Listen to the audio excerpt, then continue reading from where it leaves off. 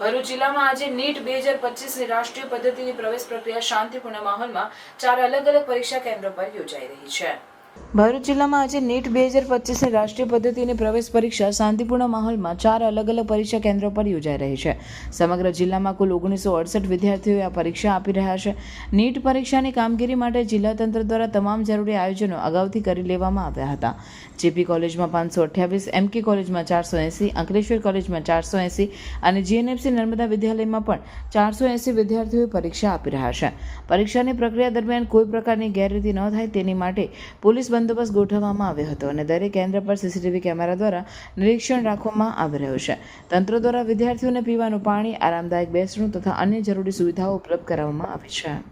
National testing agency NTA દ્વારા NEET UG 2025નું તારીખ 4/5/2025ના રોજ આયોજન કરવામાં આવેલ છે।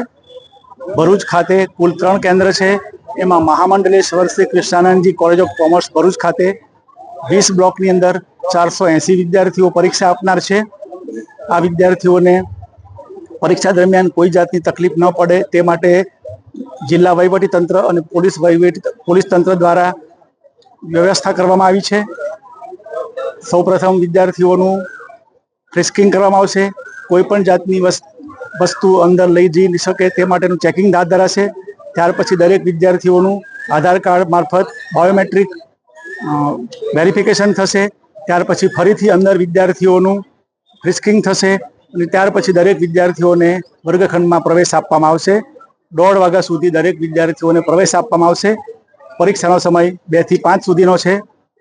કોલેજ અને વહીવટીતંત્ર દ્વારા વિદ્યાર્થીઓ કોઈપણ જાતની મુશ્કેલી વગર પરીક્ષા આપી શકે તે માટે યોગ્ય વ્યવસ્થા કરવામાં આવી છે।